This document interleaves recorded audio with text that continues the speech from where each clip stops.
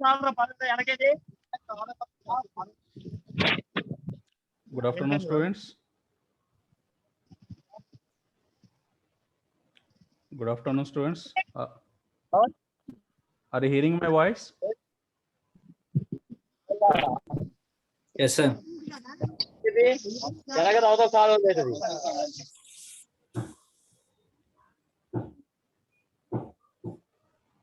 Okay, right. So before going to the today's concept,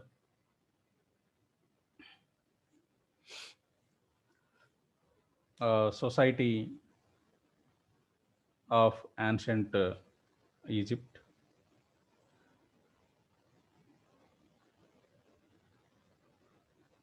We'll see the things once discussed in the last class. Can you give me 1 or 2 points what we discussed in the last class?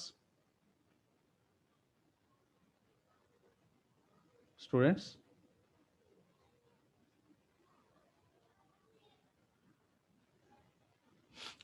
Last క్లాస్లో చెప్పుకున్న ఏమన్నా ఒకటి రెండు పాయింట్లు చెప్తారా?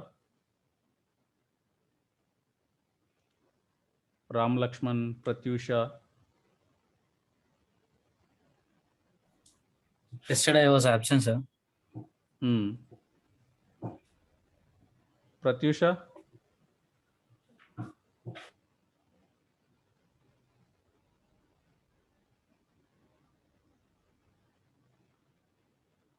ప్రత్యూష వినిపిస్తుందా?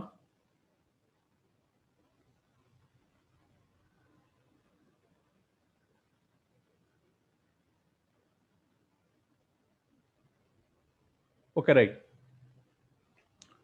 So last క్లాస్లో మనం ఏదైతే పొలిటికల్ కింగ్డమ్ సంబంధించినటువంటి అంశాలు మనం చెప్పుకున్నాం లాస్ట్ క్లాస్లో, యాన్సెంట్ ఈజిప్ట్కి సంబంధించి.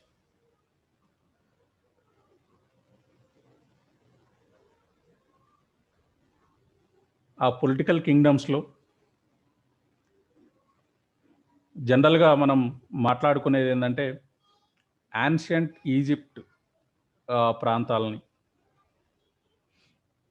పాలించినటువంటి పాలకులు ఎవరైతే ఉన్నారో వాళ్ళని ఫారోలుగా పిలుస్తారని చెప్పుకున్నాం. ఈ ఫారోలు పాలన అనేటటువంటిది 3000 క్రీస్తు 3000 సంవత్సరాల నుంచి మొదలైనట్టుగా మనం మాట్లాడుకున్నాం. అందులో ముఖ్యంగా ఏదైతే యాన్సెంట్ ఈజిప్ట్ అనేటటువంటి ఒక ప్రాంతం, నైలు నదికి ఇరువైపులా ఉన్నటువంటి ఒక ప్రాంతం, జనరల్గా అక్కడ ఉన్నటువంటి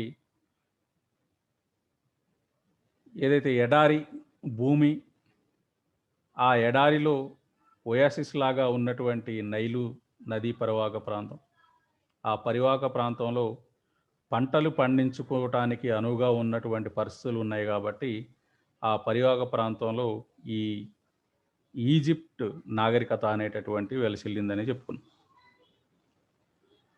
అయితే ఈ నైలు నది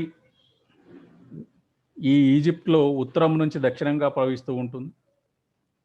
ఈ నైలు నది ఈజిప్టు ప్రాంతాన్ని 2 భాగాలుగా విభజిస్తుందని చెప్పుకున్నాం భౌగోళికంగా. అట్లనే నైలు పరివాహక ప్రాంతాన్ని కూడా మనం ఇక్కడ బ్లూ నైల్, వైట్ నైల్గా కూడా మనం విభజించుకున్నాం. Upper Nile and lower Nile ప్రాంతంగా మనం చెప్పుకున్నాం. భౌగోళికంగా చూసినట్లయితే రకరకాలుగా లేదా వివిధ రకాలైనటువంటి ప్రాంతాలు భాగాలుగా విభజించబడి ఉన్నాయి. అట్లనే ఏదైతే ఒక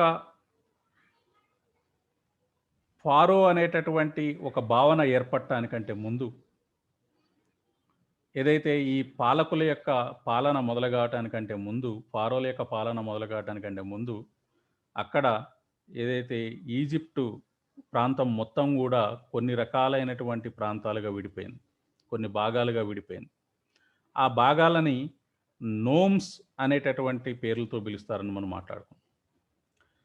అదే నోమ్ అనేటటువంటి ప్రాంతాన్ని అంటే నోమ్ అనేటటువంటి ఒక ప్రాంతాన్ని మనం ప్రావిన్స్‌గా చెప్పుకున్నట్లయితే, ఆ ప్రావిన్స్‌కి ఒక్కొక్క ఇన్‌చార్జ్ అనేటటువంటి ఉండేవాడు. ఆ ఇన్‌చార్జ్‌ని నోమార్క్‌గా పిలుస్తారనేటటువంటి విషయం గూడా మనం మాట్లాడుకున్నాం. ఓకే. సో, ఇట్లా మొత్తం మనం చూసుకున్నట్లయితే అంటే నైలు పరివాహక ప్రాంతంలో ఉన్నటువంటి ఆ 42 దాదాపు 42 నోమ్స్‌గా విభజించబడి ఉన్నటువంటి ఈ నైలు ప్రాంతాన్ని మొదటి ఫారోగా పిలువబడేటటువంటి మెనేస్ ఎవరైతే ఉన్నారో, మొదటి రాజుగా మనం చెప్పుకోవచ్చు. అతను ఇవన్నిటిని కూడా ఏకం చేసి ఒక తాటి మీదకి తీసుకొచ్చి ఈజిప్ట్ అనేటటువంటి ఒక ఆహ్, ఆహ్, ఆహ్, ఒక నాగరికతకి మూలపురుషుడిగా మనం మాట్లాడుకోవచ్చు. ఒక ప్లాట్‌ఫార్మ్‌ని ఈజిప్ట్ అనేటటువంటి ఒక సివిలైజేషన్ అనేటటువంటి ఒక ప్లాట్‌ఫార్మ్‌ని ఏర్పాటు చేసినటువంటి వాడిగా మనం మెనేస్‌గా చెప్పుకోవచ్చు. అందుకే బహుశా ఇతన్ని మొదటి పాలకుడిగా ఈజిప్ట్ నాగరికతలో చెప్పుకుంటారనమాట. సో, ఇక మెనేస్ మెంఫిన్ అనేటటువంటి ఒక ప్రాంతాన్ని రాజధానిగా చేసుకొని పాలించడం. అతని తర్వాత రకరకాలైనటువంటి ఫారోలు మనకు కనిపిస్తారు. ఆ ఫారోల యొక్క కాలాన్ని అంటే దగ్గర దగ్గర మనకు 50 మంది ఫారోలు యొక్క పాలన మనకు కనిపిస్తూ ఉంటుంది. ఆ 50 మంది యొక్క ఫారోల యొక్క పాలనా కాలాన్ని ఇక్కడ ఏదైతే 3 భాగాలుగా విభజించినట్లయితే పాలనా క్రమంలో వీటిని మొదటిగా ఏదైతే ఓల్డ్ కింగ్‌డమ్‌గా చెప్పుకుంటాం. అట్లనే ఇంటర్మీడియేట్ కింగ్‌డమ్ లేదా మిడిల్ కింగ్‌డమ్‌గా చెప్పుకుంటాం. మొదటి దాన్ని ఏజ్ ఆఫ్ పిరమిడ్‌గా చెప్పుకుంటాం. ఏదైతే ఓల్డ్ కింగ్‌డమ్‌గా చెప్పుకున్నామో దాన్ని ఏజ్ ఆఫ్ పిరమిడ్ అంటాం. పిరమిడ్స్ అంటాం. అట్లనే మిడిల్ కింగ్‌డమ్ ఏదైతే ఉందో దాన్ని ఏజ్ ఆఫ్ ఫ్యూడలిజంగా చెప్పుకుంటాం. అట్లనే ఏదైతే న్యూ కింగ్‌డమ్ ఉన్నదో దాన్ని ఇంపీరియల్ ఏజ్‌గా మనం మాట్లాడుకుందాం. ఇట్లా ఒక 3 భాగాలుగా ఏదైతే ఆ ఫారోల యొక్క పాలనని 3 భాగాలుగా విభజించి మనం చెప్పుకున్నాం లాస్ట్ క్లాస్‌లో. ఏదైతే మొదటి భాగంలో మెనేస్‌తో పాటు ఏదైతే మనకి కఫ్రా, కుఫు అనేటటువంటి ఇద్దరు ముఖ్యమైనటువంటి ఫారోలు యొక్క పాలన గురించి మనం మాట్లాడుకున్నాం. వాళ్ళ పాలనా కాలంలో ఏదైతే ఒక రకమైనటువంటి సస్టైనబిలిటీ అంటే ఒక సమృద్ధి, సుసంపన్నమైనటువంటి ఒక నాగరికతను వాళ్ళు ఏర్పాటు చేశారని, అట్లనే ఒక ఆహ్, పటిష్టమైనటువంటి ఒక ప్రభుత్వ యంత్రాంగాన్ని గూడా వాళ్ళు నడిపారని మనం మాట్లాడుకున్నాం. ఏదైతే ప్రావిన్సెస్‌గా ఉన్నటువంటి నోమ్స్‌ని వాళ్ళు ఏదైతే ప్రావిన్సెస్‌గా జేసుకొని పాలించడం అనేటటువంటిది మనం జెప్పుకున్నాం.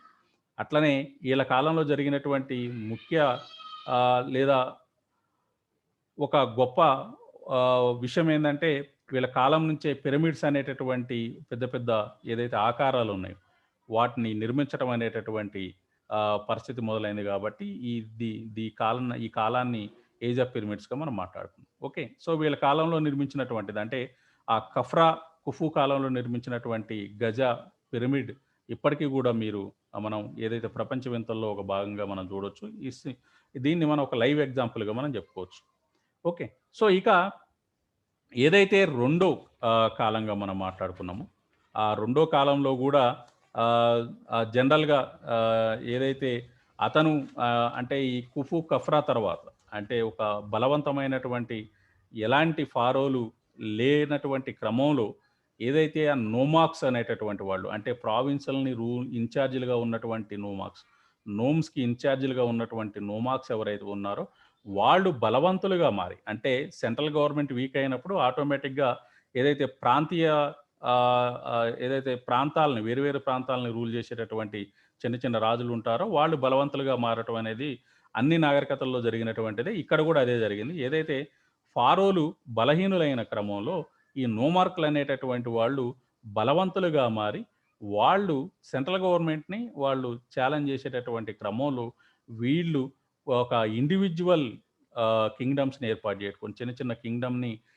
ఏర్పాటు చేసుకొని వాళ్ళే బలవంతులుగా మారిపోయి ఏదైతే ఫారోల్ని ఛాలెంజ్ చేసినటువంటి క్రమంలో ఎప్పుడు మళ్ళా ఆ ఫారోలు వీక్ అయి బలహీనులైన తర్వాత అక్కడ ఉన్నటువంటి రాజకీయపరమైనటువంటి అంశాల్లో కూడా కొంత క్రైసిస్ అనేటటువంటిది ఏర్పడినటువంటి క్రమంలో మరలా ప్రిన్స్ ఆఫ్ టేప్స్ అనేటటువంటి మరో ఫారో ఏదైతే ఇక్కడ థేప్స్ అనేటటువంటి ప్రాంతాన్ని రాజధానిగా చేసుకొని అతను పాలన మొదలుపెట్టినటువంటి క్రమంలో మరలా ఈ నోమాక్సనందని అణిచివేసి మళ్ళీ ఒక పటిష్టమైనటువంటి యంత్రాంగంతో మళ్ళీ ఈ నాగరికతను ఒక తాటి మీదకి తీసుకొచ్చినటువంటి పరిస్థితి మనకు కనిపిస్తుంది.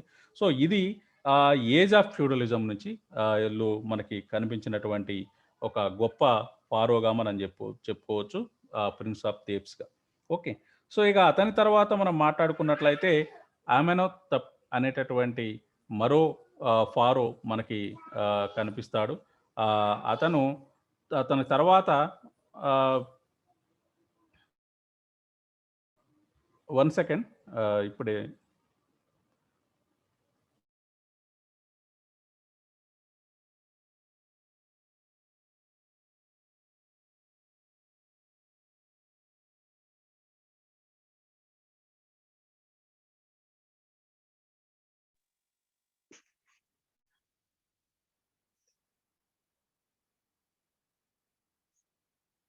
అరే రామ్ ఉన్నావారా? హలో చెప్పరా.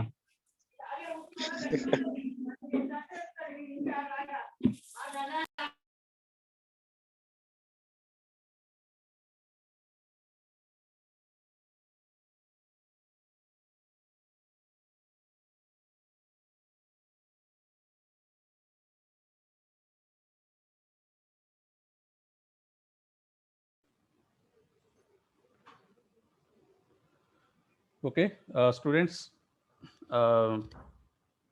ఇక సెకండ్ ఏదైతే ఫేస్గా చెప్పుకున్నామో age of ఫ్యూడలిజంలో prince of Thebes అనేటటువంటి అతను ఏదైతే మరలా అన్నిటిని ఏకతాటి మీదకి తీసుకొచ్చినటువంటి పరిస్థితి కనిపిస్తుంది. అట్లనే ఇంపీరియల్ ఏజ్లో అంటే థర్డ్ ఫేస్లో మనం చూసుకున్నట్లయితే జనరల్గా తుత్మోస్ వన్, అట్లనే క్వీన్ హత్సేపుత్, అట్లనే అకెన్టాన్, రామ్సేస్ 1, 2, 3 ఇట్లా వీళ్ళు రకాలైనటువంటి ఫారోలు, ఇంపార్టెంట్ ఫారోస్ గురించి మనం లాస్ట్ క్లాస్లో చెప్పుకున్నాం. ఓకే. సో వీళ్ళలో క్వీన్ హత్సేపుత్ ఒక మహిళా ఫారోగా చెప్పుకున్నాం. అంటే ప్రపంచంలోని మొదటి మహిళా పాలకురాలు అయి ఉండొచ్చు అనేటటువంటి ఒక అంశాన్ని కూడా మనం లాస్ట్ క్లాస్లో చెప్పుకున్నాం. సో ఇవి మనం ఏదైతే లాస్ట్ క్లాస్లో చెప్పుకున్నటువంటి ఈ రాజకీయపరమైనటువంటి అంశాలు, సో ఏదైతే ఈ యాన్షెంట్ ఈజిప్ట్ని పాలించినటువంటి మనకి పాలకులకు సంబంధించినటువంటి అంశాలు లాస్ట్ క్లాస్లో చూసినాం. Okay.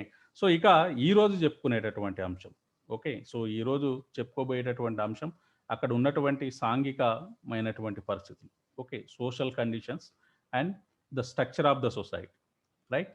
So before going to the today's concept, students, can you unmute your videos once, then we will move to our concept today.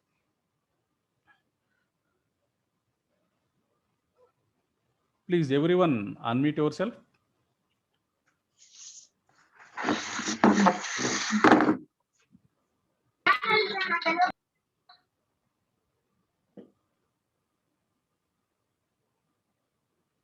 Others also, Ram Lakshman, Pratibha, Pratyusha, who is this Gopa?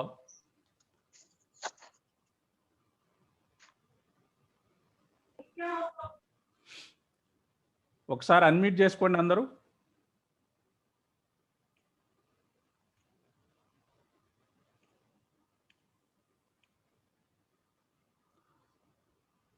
Pratibha, Pratyusha,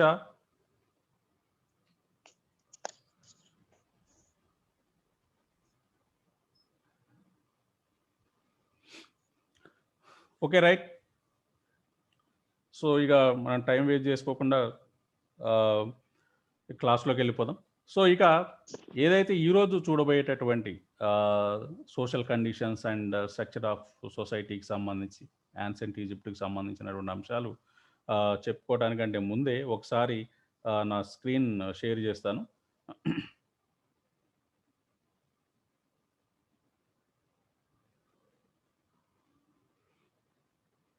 Students, are you getting my screen? వస్తుంది sir. Right. Okay. So generally, every civilization which having basic thing is nothing but a society. Okay, a social conditions are important thing. Without social conditions, no civilization may be you observed. Okay, so here in the society, basically you find certain divisions in the every society of every civilization. Okay, so in the society you find different number of divisions. Sometimes those divisions again into divided into certain subdivisions also. Okay, so here the same things you will find in the Egyptian society. Okay, so before going to the society and division of society, I have to give you some things regarding the basic things regarding the society. Basically, every society is confined of certain individual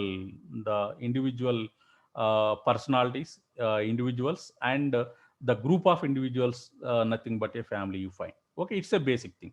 Okay, so first of all, we'll see the what about this basically family life at ancient Egypt.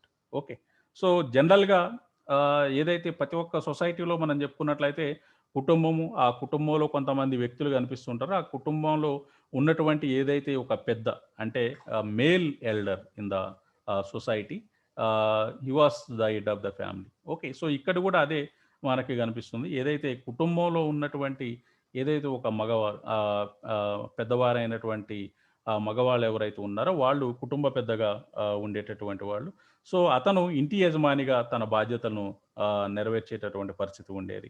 అట్లనే ఇక్కడ సొసైటీలో ఏదైతే మగవారుతో పాటు ఆడవారు ఉండేటటువంటి పరిస్థితులు ఉండేది. So ఇక్కడ స్త్రీలకు కొంచెం మంచి రెస్పెక్ట్ మాత్రం కనిపిస్తూ ఉండేది. సో కాకపోతే ఇక్కడ ఏదైతే మిగతా నాగరికతల్లో లాగానే ఇక్కడ కూడా స్త్రీలకు సంబంధించినటువంటి కొన్ని రిస్ట్రిక్షన్స్ కనిపిస్తాయి. ఏదైతే స్త్రీలు పరదా పద్ధతుల్ని పాటించేటటువంటి వ్యవస్థ ఉండేది. అట్లనే ఏదైతే ఒక హౌస్ వైఫ్ అంటే ఇంటి పెద్ద యొక్క భార్య ఎవరైతే ఉంటారో ఆమెకి మంచి గౌరవం ఉండేది. ఆమె భర్తకి కొన్ని విషయాల్లో సలహాలు ఇచ్చేటటువంటి పరిస్థితి ఉండేది. ఓకే, సో ఇక ఆమెకు ఉన్నటువంటి ఆ గౌరవాన్ని ఏ విధంగా వాళ్ళు చూపించేటటువంటి పరిస్థితి ఉండేదంటే భర్త చనిపోయిన తర్వాత ఆ భర్త సమాధితో పాటే భార్యది కూడా కట్టించుకునేటటువంటి ఒక పద్ధతి కూడా వాళ్ళు పాటించేవాళ్ళంట. ఓకే, సో ఇంకా అట్లనే అది ఎందుకు చేసేటటువంటి పరిస్థితి ఉండేదంటే మరో జన్మలో కూడా ఆమె వాళ్ళ భార్యగా ఉండేటటువంటి అంశంలో భాగంగా వాళ్ళు ఏదైతే భర్త సమాధితో పాటు భార్య సమాధి కూడా కట్టించేటటువంటి పరిస్థితి ఉండేదంట. ఓకే, సో ఇక ఆ ఉమెన్కి సంబంధించినటువంటి అంశాలు చూసుకున్నట్లయితే అంటే జనరల్గా మిగతా నాగరికతల్లో లాగానే మగవారికి కొన్ని రకాలైనటువంటి అంటే ఆధిపత్యం అనేటటువంటిది జనరల్గా ప్యాట్రియార్కల్ సొసైటీ కాబట్టి సో ఇక్కడ మగవారికి కొన్ని రకాలైనటువంటి ప్రివిలేజ్ కనిపిస్తాయి. సో ఏదైతే మగవాళ్ళు యొక్క పుట్టుక ఒక రకమైనటువంటి పండగ వాతావరణంలో వాళ్ళు సెలబ్రేట్ చేసుకునేటటువంటి పరిస్థితి ఉండేది. కాకపోతే అలాగని ఏదైతే గర్ల్ చైల్డ్ అంతగా అంటే పక్కన పెట్టినటువంటి పరిస్థితి మాత్రం లేదు. ఓకే, సో ఇక స్త్రీలకు సంబంధించినటువంటి ఆస్తి హక్కులు ఉన్నటువంటి ఒక భాగం ఆమెకి ఉండేది. అట్లనే వారసత్వపు హక్కు కూడా వాళ్ళు కల్పించేటటువంటి వాళ్ళు. అట్లనే వ్యక్తిగతమైనటువంటి స్త్రీధన అని చెప్తాం, వ్యక్తిగతమైనటువంటి హక్కు కూడా ఆ స్త్రీలకి ఉండేటటువంటి పరిస్థితి ఉండేది. అట్లనే స్త్రీలు వర్తక వ్యాపారాల్లో కూడా వాళ్ళు పాలు పంచుకునేటటువంటి పరిస్థితి ఉండేది. ఓకే, సో ఇక దానికి మనం బెస్ట్ ఎగ్జాంపుల్ చెప్పుకున్నట్లయితే క్వీన్ హత్షెపుత్ ఎవరైతే కొన్ని రోజులు ఆమె పాలన చేసిందో, అట్లనే ఫారోగా ఒక మహిళ ఫారోగా ఆమె పాలన చేసిందో, అట్లనే ఆమె కాలంలో ఏదైతే పుంత్ అనేటటువంటి ఒక ఐలాండ్ ఒక గొప్ప ద్వీపంగా ఏ విధంగా అయితే ఆమె దాన్ని ఆక్రమించి దాన్ని ఏ విధంగా అయితే వృద్ధి చేసిందో, సో అట్లనే ఆమె కాలంలో వ్యాపారం కూడా మిగతా ప్రాంతాలతో బాగా జరిగినటువంటి పరిస్థితి మనకు కనిపించేది. ఓకే, సో ఇక సొసైటీకి సంబంధించి మనం మాట్లాడుకున్నట్లయితే అంటే జనరల్గా ఇక్కడ మనకి రకరకాలైనటువంటి డివిజన్స్ మనకు కనిపిస్తాయి.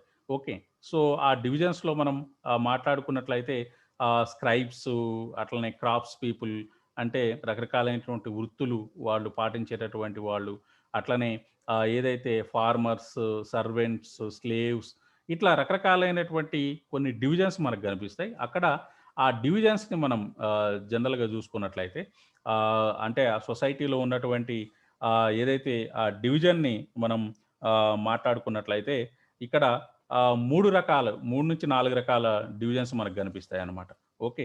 సో, ఒకటి ఉన్నత శ్రేణిమైన అంటే ద అప్పర్ స్టేటా ఏదైతే ఉందో, సో, ఈ అప్పర్ స్టేటాలో ఫారో అట్లనే ఫారో అతనికి ఆహ్, సహాయంగా ఉన్నటువంటి రాయల్ ఫ్యామిలీ గాని, లేపోతే నోబుల్స్ ఎవరైతే ఉన్నారో అధికారులు, వాళ్ళ అధికారులకు సంబంధించినటువంటి ఫ్యామిలీస్ లేదా సమాజం ఏదైతే ఉందో వాళ్ళందరూ ఈ ఫారోలతో కలిసి ఉన్నటువంటి ఒక డివిజన్ ఉండేది. దీన్ని అప్పర్ స్ట్రాటాగా చెప్పినటువంటి పరిస్థితి ఉండేది. అట్లనే మిడిల్ స్ట్రాటాలో మనం చూసుకున్నట్లయితే డివిజన్‌లో మనం చూసుకున్నట్లయితే ఇక్కడ భూస్వాములు, అట్లనే మతాధిపతులు, అట్లనే వ్యవసాయదారులు, వృత్తి పని వాళ్ళు. ఏదైతే మనం మాట్లాడుకున్నాం ఫార్మర్స్, అట్లనే క్రాఫ్ట్స్‌మెన్ అట్లనే అగ్రికల్చరిస్ట్ ఎవరైతే ఉన్నారో వీళ్ళందరూ ల్యాండ్ లార్డ్స్ వీళ్ళందరూ గూడా మనకి సెకండ్ డివిజన్‌లో మనకు కనిపిస్తుంది. సెకండ్ డివిజన్‌లో ఇక్కడ మనం నోబుల్స్, అట్లనే స్క్రైబ్స్ అండ్ క్రాఫ్ట్స్ పీపుల్‌గా మనం మాట్లాడుకుంటాం అనమాట. ఓకే. సో, ఇక థర్డ్ డివిజన్‌లో మనం చూసుకున్నట్లయితే అంటే this is the lowest division అనమాట. ఓకే. సో, ఇక లోయెస్ట్ డివిజన్‌లో మనకి చూసుకున్నట్లయితే landless people. Okay. So, landless people అట్లనే సర్వెంట్స్‌గా చెప్పుకునేటటువంటి స్లేవ్స్ వర్గం మనకు కనిపిస్తూ ఉంటుందనమాట. ఓకే. సో, రైతు కూలీలు, బానిసలు అట్లనే వీరికి సంబంధించినటువంటి ఏదైతే వీరికి ధన, ప్రాణాల మీద అంటే ఎటువంటి అధికారం ఉండదు. అట్లనే యుద్ధంలో ఓడించినటువంటి వాళ్ళు ఏదైతే చట్టబద్ధంగానే రుణగ్రస్తులైనటువంటి వాళ్ళు, ఆస్తులు కోల్పోయినటువంటి వాళ్ళు, కూలీలు గా ఉన్నటువంటి వాళ్ళు, ఎలాంటి భూమి లేక కూలీలుగా ఉన్నటువంటి వాళ్ళు, వాళ్ళందరూ గూడా బానిసలుగా మార్చబడేటటువంటి ఒక ఆచారం ఇక్కడ ఉండేది. ఇంకోటేందంటే బానిసలని అమ్మటం, కొనటం అనేటటువంటి ఒక పద్ధతి గూడా ఈడ పాటించేటటువంటి పరిస్థితి ఉండేదనమాట. ఓకే.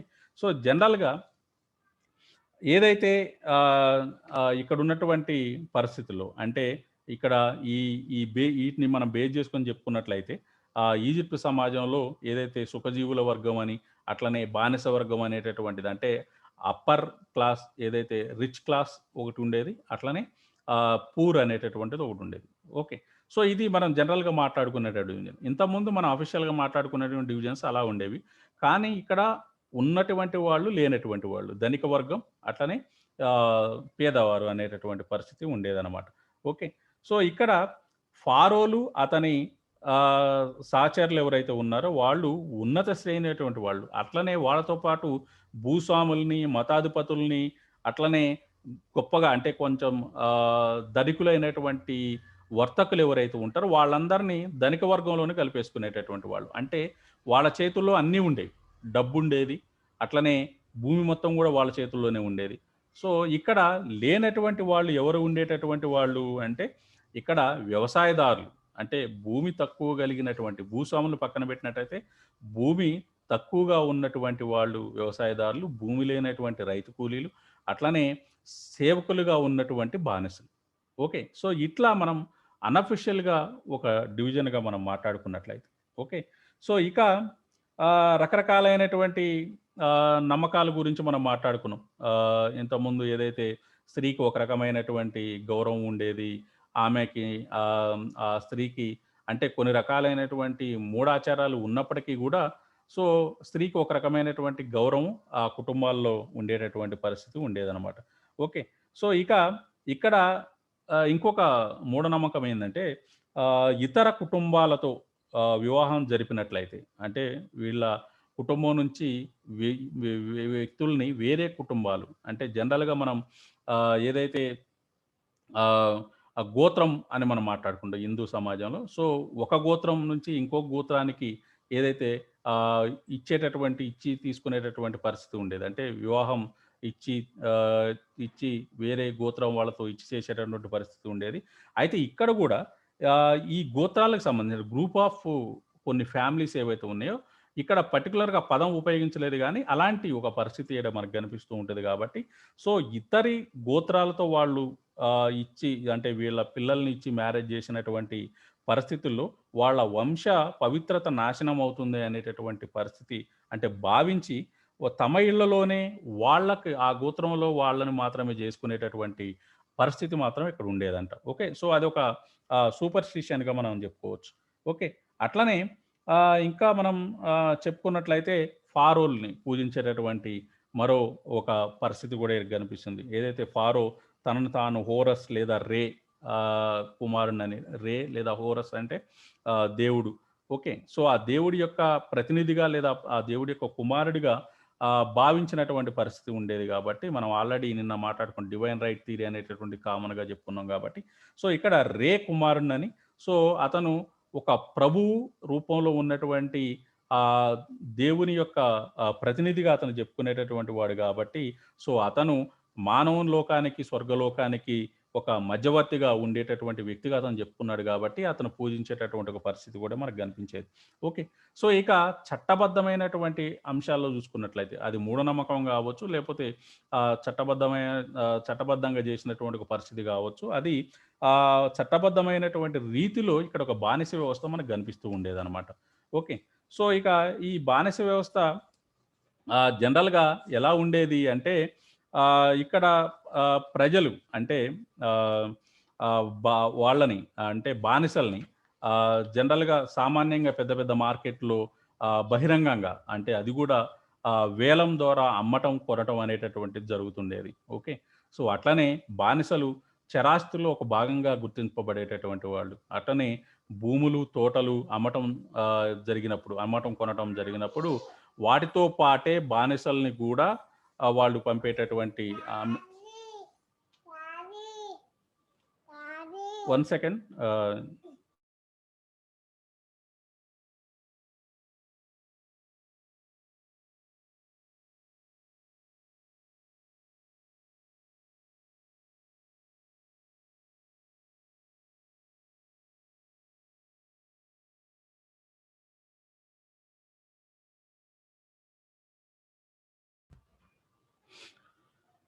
ఓకే. సో, ఇక్కడ భూములు, తోటలు ఏదైతే అమ్మటం, కొనటం జరిగినప్పుడు వాటితో పాటే బానిసలను గూడా అమ్మటం అనేటటువంటిది జరిగేటటువంటి పద్ధతి. ఓకే. సో, ఇక ఆహ్, ఇక్కడ మనం చెప్పుకున్నట్లయితే అంటే ఫారో తర్వాత ఈ సాంఘిక వ్యవస్థలో చెప్పుకునేటటువంటి వాళ్ళు ఉన్నత వర్గ వాళ్ళు అంటే ఉన్నత వర్గంలో ఉన్నటువంటి ఫారోలతో పాటు ఉన్నటువంటి వాళ్ళలో రాజకుటుంబ సభ్యులు చెప్పుకున్నాం. అట్లనే వజీర్ అట్లనే ఆమన్ అనేటటువంటి మతాధికారులు ఉండేటటువంటి వాడు. ఓకే. సో, వజీర్, అమన్ అనేటటువంటి మతాధికారులు ఏదైతే మన దగ్గర ఉన్నటువంటి ఒక బ్రాహ్మిన్ అనేటటువంటి ఒక చీఫ్ ప్రీస్ట్‌గా మనం మాట్లాడుకుంటాం. అక్కడ గూడా వజీర్, అమన్ అనేటటువంటి ఒక రకమైనటువంటి మతాధికారులు మనకు కనిపిస్తున్నటువంటి వాళ్ళు. ఓకే. సో, ఇక జనరల్‌గా అంటే అక్కడ ఉన్నటువంటి పరిస్థితులు మనం మాట్లాడుకున్నట్లయితే ఆహ్, ఏదైతే అక్కడ ఆహ్, ఆహ్, ప్రజల యొక్క ఇండ్లు అంటే జనరల్‌గా సామాన్యులు అట్లనే ధనికుల యొక్క ఇళ్ళకి సంబంధించినటువంటి అంశాలు గూడా మనం జెప్పుకోవాలి గాబట్టి వాటిలో గూడా ఒక డివిజన్ అనేటటువంటిది జనరల్‌గా కనిపిస్తూ ఉంటుంది. ఓకే. సో, అది అన్ని నాగరికతల్లో కనిపించినటువంటిదే. సో, ఇక్కడ గూడా సామాన్యులు అట్లనే ధనికులు ఈళ్ళ మధ్య ఒక రకమైనటువంటి వ్యత్యాసం ఉండేది. సో, ఏదైతే మట్టి గోడలతో నిర్మించినటువంటి ఇళ్లలో ఒకే గది లేదా 2 గదులు కలిగి ఉన్నటువంటి ఇళ్ళు ఏవైతే ఉంటాయో అవి ఇది పేదవారి ఇల్లుగా, సామాన్యుల యొక్క ఇల్లుగా చెప్పుకునేటువంటి వాళ్ళు వాటిని ఫల్లాహీన్ అనేటటువంటి పదంతో చూపించింది. FALLAHIN ఫల్లాహీన్ అనేటటువంటి పదంతో పిలిచేటటువంటి పరిస్థితి ఉండేదనమాట. అట్లనే ధనికుల యొక్క ఇళ్ళలు చూసుకున్నట్లయితే జనరల్‌గా అవి 10 లేదా అంతకంటే ఎక్కువ గదులతో ఉన్నటువంటి ఇల్లు యొక్క నిర్మాణం ఆడ కనిపించేటటువంటిది.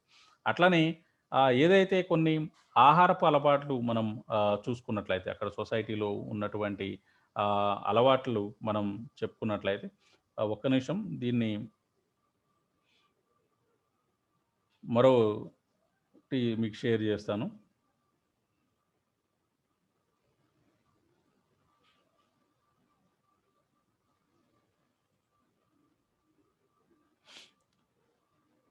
ఓకే. సో, ఇక్కడ మీకు కనిపిస్తూ ఉన్నది స్క్రీన్ మీద ఏదైతే farmers the most people who are farmers they grew barley to make beer, wheat for bed, vegetables such as onions, cucumbers. So, ఇక్కడ ఫార్మర్స్ అనేటటువంటి ఒక డివిజన్. అట్లనే క్రాప్స్ పీపుల్, క్రాఫ్ట్స్‌మెన్. ఇక్కడ క్రాఫ్ట్స్‌మెన్ అంటే జనరల్‌గా ఒక వృత్తిపరమైనటువంటి డివిజన్ అనమాట. ఓకే. రకరకాలైనటువంటి వృత్తులు చేసేటటువంటి వాళ్ళు. సో, అందులో carpenters, weavers, jewellers, leather working people, అట్లనే పోటర్స్, అట్లనే ఏదైతే స్కిల్డ్ అట్లనే అన్‌స్కిల్డ్ ఉన్నటువంటి పరిస్థితి ఉండేది. ఇక సోల్జర్స్ మీకు తెలుసు నోబుల్ క్లాస్‌తో పాటు సోల్జర్స్ అనేటటువంటిది ఒక సొసైటీ అందులో ఉన్నటువంటి ఒక డివిజన్ మనకు కనిపిస్తూ ఉంటుంది. అట్లనే స్క్రైబ్స్ జనరల్‌గా scribes were the important people in ancient Egypt as they were only people who know how to read and write. Okay. So, అక్కడ జరిగినటువంటి అంశాలని వాళ్ళు రికార్డ్ చేసినటువంటి ఒక గ్రూప్ ఏదంటే స్క్రైబ్స్‌గా చెప్పుకోవచ్చు. Okay. So, scribes came from wealthy families and took years of training to learn the complex Egyptian hieroglyphics. So, వీళ్ళు ఏదైతే గొప్ప ఆహ్, ఆహ్, కుటుంబాల నుంచి వచ్చినటువంటి వాళ్ళు అక్కడ రాయటం, చదవటం నేర్చుకున్న తర్వాత వీళ్ళు ఏదైతే ఒక కాంప్లెక్స్ అంటే సంక్లిష్టమైనటువంటి ఈజిప్షియన్ స్క్రిప్ట్ ఏదైతే ఉందో హైరోగ్లిఫిక్స్ దాన్ని నేర్చుకొని ఏర్పడినటువంటి ఒక గ్రూప్‌గా మనం మాట్లాడుకోవచ్చు. ఇక వీళ్ళ తర్వాత రకరకాలైనటువంటి ప్రీస్ట్‌లీ క్లాస్ మనం మాట్లాడుకున్నాం. ఐ మీన్ వజీర్ అనేటటువంటి వాళ్ళు. సో, వీళ్ళందరూ మనం ఈ గ్రూప్‌లో అంటే ఈ ఈజిప్షియన్ సొసైటీలో ఒక రకమైనటువంటి వర్గాలుగా మనం మాట్లాడుకోవచ్చనమాట. ఓకే. సో, ఇక వుమెన్‌కి సంబంధించి ఇక ఎంటర్‌టైన్‌మెంట్ అట్లనే గేమ్స్‌కి సంబంధించినట్టు చూసినట్లయితే hunting is the main occupation అక్కడ. So, the Egyptian not only hunted for food, they also hunted for entertainment. Sometimes large game animals would be brought into an enclosed area for rich nobles or even the pharaoh to hunt. Okay. So, dangerous animals like lions and hippos are hunted in this way. Okay, so hunters used as a variety weapons including spears, arrows and throwing sticks. Okay. So, ఇక hunting అనేటటువంటిది జనరల్‌గా అన్ని నాగరికతల్లో కనిపించినటువంటి ఒక అమ్యూజ్‌మెంటే. అట్లనే ఇక board గేమ్స్‌లో మనం మాట్లాడుకున్నట్లయితే ancient Egyptians like to play board games for fun. 2 of the most popular board games were Senet and Mehen. Okay. So, Mehen and Senet అనేటటువంటిది 2 రకాలైనటువంటి గేమ్స్. అంటే జనరల్‌గా చెస్ బోర్డ్ లాంటి దానితో చెస్ బోర్డ్ లాంటి ఒక గేమ్‌గా మనం మాట్లాడుకోవచ్చు. So, the game of senet is thought to over 5000 years old. It was so popular that many pharaohs were buried with senet boards so they would have something to do in the after life. Okay. So, mehen was played on a round board with spaces shaped like a coiled snake. Okay. So, ఇక మీకు తెలుసు snake ఆట ఏదైతే board కనిపిస్తుందో అలాంటిది అట్లనే chess బోర్డ్‌ను పోలినటువంటి games గూడా వాళ్ళు ఆడినటువంటి పరిస్థితి. అట్లనే స్పోర్ట్స్ తీసుకున్నట్లయితే ancient Egyptians also enjoyed physical games and sports. Many of these were activities helped to prepare young men for battle. Okay. So, wrestling was a popular sport that both rich and poor people are enjoyed. Chariot racing helped to the one of the another important sport here.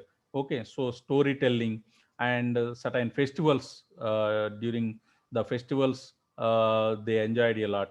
Okay. So, ఇట్లా రకరకాలైనటువంటి అంశాలు మనకి అక్కడ ఉన్నటువంటి సొసైటీలో మనకు కనిపిస్తూ ఉంటాయి. ఇక దీనికి ఇది కాకుండా క్లోతింగ్ మనం చూసుకున్నట్లయితే అంటే క్లాత్‌కి సంబంధించినటువంటి అంశాలు మనం చూసుకున్నట్లయితే జనరల్‌గా అక్కడ ఏదైతే clothing during ancient Egypt was fairly simple.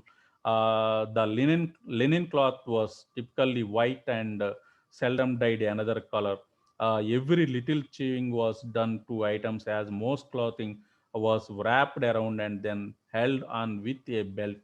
Okay. Also, the styles were generally the same for both the rich and poor. So, ఇక్కడ వస్త్ర ధారణలో మరి ఎలాంటి తేడా కనిపించేటటువంటి పరిస్థితి లేదంట. ఇక ధనికులు అట్లనే పేదవారు కూడా ఒకే రకమైనటువంటి వస్త్రాలని ధరించేటటువంటి పరిస్థితి ఉండేది. Okay. So men were wrapped around skirts similar to a kilt. The length of the skirt varied over the history of ancient Egypt. Sometimes it was short and above the knee. Okay. So మీరు ఏదైతే చూస్తున్నారో పిక్చర్లో కనిపించినటువంటి రకమైనటువంటి క్లాతింగ్ని వాళ్ళు follow అయ్యారు.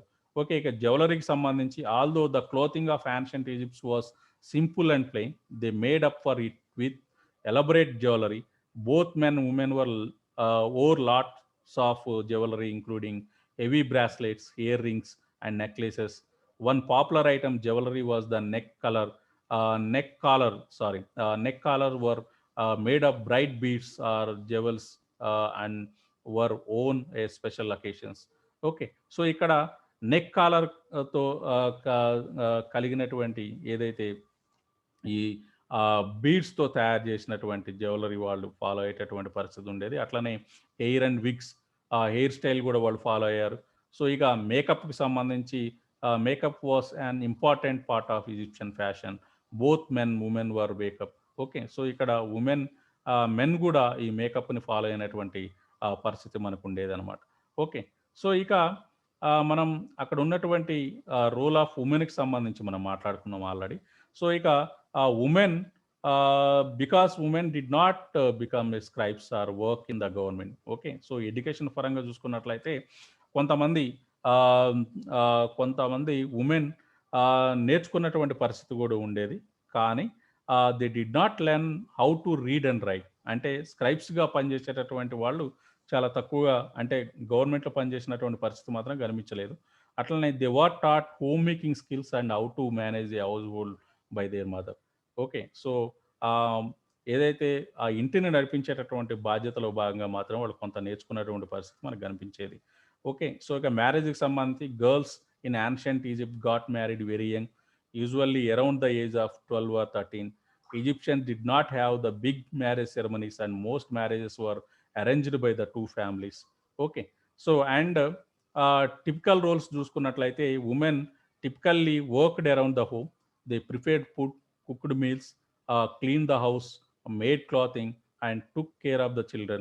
Poor women would help their husbands work the fields, and wealthier women would manage the servants or perhaps run a business or their own. Okay.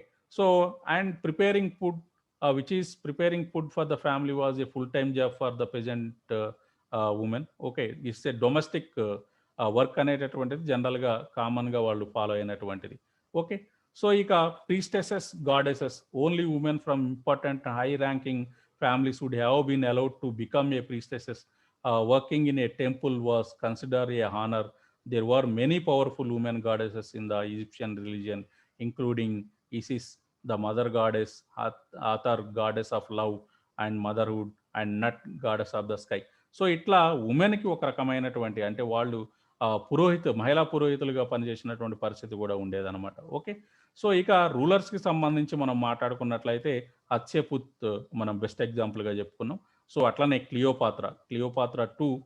కాకపోతే క్లియోపాత్రకి సంబంధించినటువంటి అంశాలు మాత్రం మనం చెప్పుకోలేము, ఎందుకంటే అది లేటర్ పేస్లో కనిపిస్తూ ఉంటుంది కాబట్టి అది యాన్షియంట్ ఈజిప్ట్ పార్ట్లో భాగంగా రాదు. ఓకే. సో ఇవి మనం ఏదైతే ఆ ఈజిప్షియన్ సొసైటీకి సంబంధించినటువంటి అంశాలు. మనకి ఇక్కడ 1 minute, less than 1 minute of the time ఉంది కాబట్టి, సో ఇందులో ఏదైతే ఆ ఈజిప్షియన్ సొసైటీకి సంబంధించినటువంటి అంశాలలో మీకు ఏమైనా డౌట్స్ ఉంటే మీరు ఇప్పుడు అడగొచ్చు. Students, are you hearing? Yes sir. Okay. So ఇక ఈజిప్ట్ సమాజానికి సంబంధించి ఏమైనా డౌట్లు ఉన్నాయా?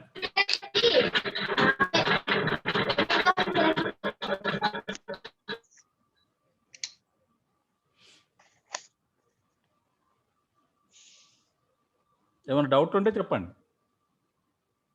సార్, ఇంటర్ క్లాస్ మ్యారేజ్ జరిగాయా? ఇంటర్ క్లాస్ కాదు, అసలు ఇంటర్ ఫ్యామిలీ మ్యారేజే ఆడ చాలా ప్రోహిబిట్ చేశారంట ఆ టైంలో.